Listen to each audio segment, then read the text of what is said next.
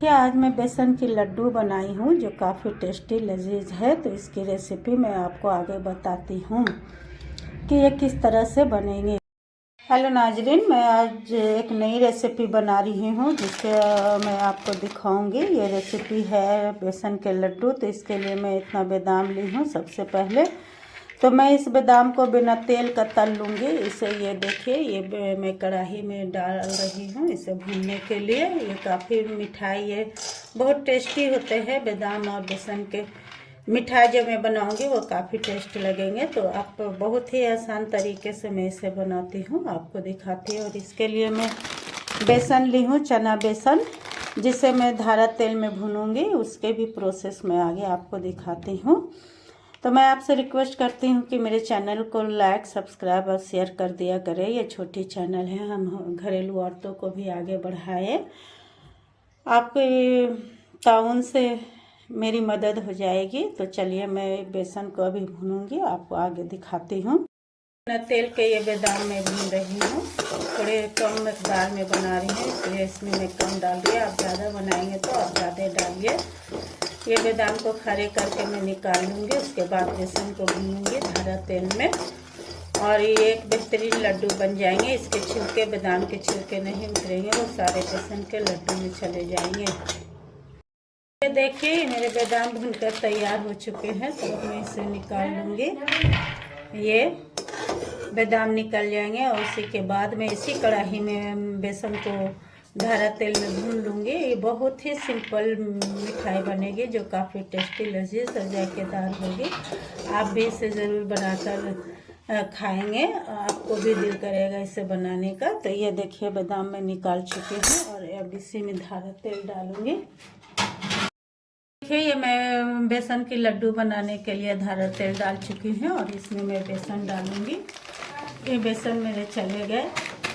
इसे बहुत ही अच्छे से भुनना है, बहुत ही खारा और सौंधा भुनना है। तो ये देखिए ये धारा में भुना जाएंगे। उसके बाद आपके लड्डू बनने के लिए तैयार रहेंगे।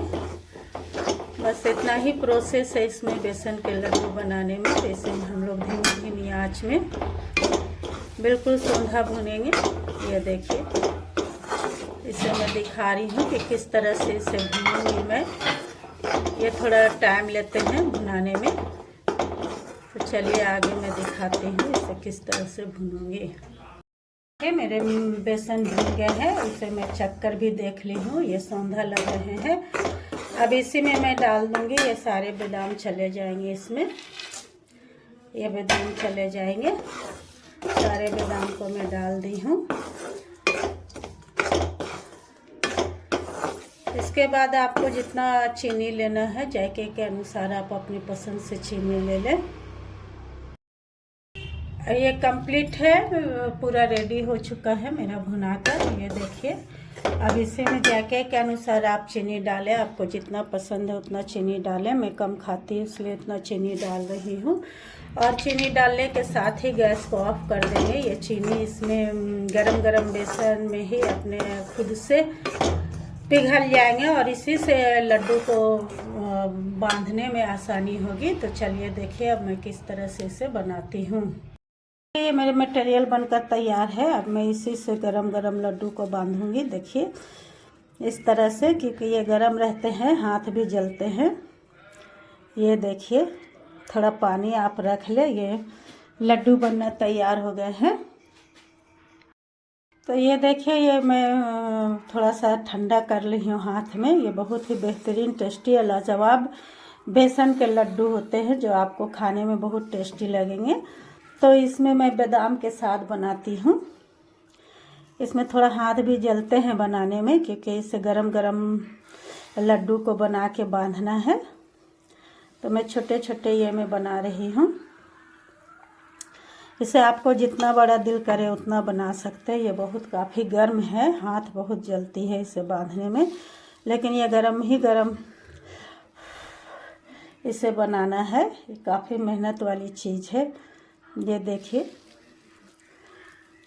इस तरह से ये सारे बेसन के लड्डू बनकर मेरे टेस्टी तैयार हो रहे हैं।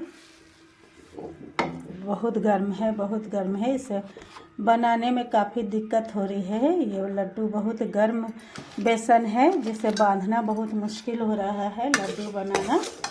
तो थोड़ा सा मैं नरम कर रही हूँ, इसे ठंडा कर रही हूँ। जितने ठंडे हो जाएंगे उतने ये बंधाते नहीं हैं, लेकिन गर्म होने की वजह से मेरे हाथ बहुत जल रहे हैं। मैं बार बार इसे पानी से धो रही हूँ। तो ये चलिए, ये इसे सूखने के लिए फिर छोड़ देंगे 1-2 घंटा। जब ये सूख जाएंगे तो टाइट हो जाएंगे। बहुत गर्म होते हैं, बहुत गर्म। इसे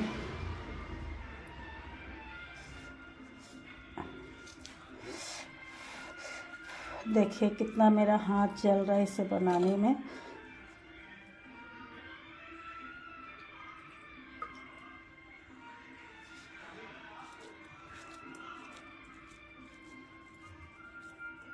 हर तरह की चीज़ों को आप घर में ही बनाकर खाएं, बहुत बेहतरीन, टेस्टी और लजीज बनती है। बाज़ार की चीज़ों से हमें बचना चाहिए। तो चलिए, ये मेरे सारे बेसन के लड्डू बनकर तैयार हो गए हैं। तो इसी के साथ मैं आपको अपनी दुआओं में शामिल करती हूँ। जहाँ भी रहे खुश रहे, आबाद रहे और मुस्कुराते रहे, हंसते रहे। मेरे देश में रहने वाले, मेरे हिंदुस्तान में रहने वाले और हिंदुस्तान से बाहर रहने वाले तमाम भाई बहनों के लिए मैं दुआ करती हूँ। अल्लाह उन्हें हर आफत बला मुसीबत से बचाए और हमें भी बचाए। तो चलिए, फिर कल मुलाकात होगी एक नए ब्लॉग के साथ। अल्लाह हाफिज़।